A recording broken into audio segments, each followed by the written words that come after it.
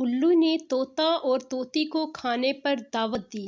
ایک سبق آموز اردو لوک کہانی۔ ایک دن کی بات ہے کہ جنگل میں ایک الو رہتا تھا جو نہایت چالاک اور خود غرض تھا۔ وہ ہمیشہ دوسروں سے فائدہ اٹھانے کی کوشش کرتا۔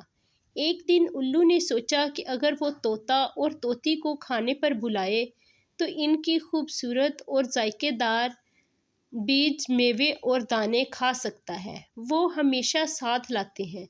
اس نے چالاکی سے طوطا اور طوطی کو پیغام بھیجا، پیارے طوطے اور طوطی، میں نے تمہارے لیے خاص دعوت رکھی ہے۔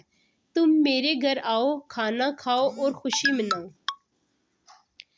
طوطا اور طوطی نہایت خوش ہوئے کہ الو نے پہلی بار دعوت دی ہے اور اچھے دل کے پرندے تھے، اس لیے وہ اپنے ساتھ بہت سے میوے، بیج، چنے، مکئی اور میٹھے میوے لے کر الو کے گھر پہنچے۔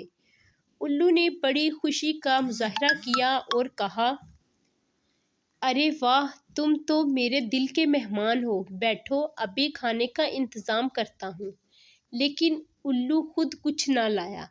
جب کھانے کا وقت آیا تو الو نے طوطے اور طوطی کے لائے ہوئے سارے بیج اور میوے نکالے، خود خوب مزے سے کھائے اور طوطا طوطی کو بہت تھوڑا دیا۔ طوطی نے نرمی سے کہا، الو بھائی، ہم نے سب کچھ ساتھ لائے ہیں مگر آپ نے کچھ بھی نہیں رکھا۔ ہم نے تو سمجھا تھا کہ آپ کے ہاں دعوت ہے۔ الو نے ہنستے ہوئے کہا، دعوت تو ہے مگر یہ تمہارے ہی لائے ہوئے کھانے کی ہے۔ طوطا اور طوطی شرمندہ اور دل گرفتہ ہو کر واپس آ گئے۔ وہ سمجھ گئے کہ الو نے صرف اپنا پیٹ بھرنے کے لیے دعوت دی تھی۔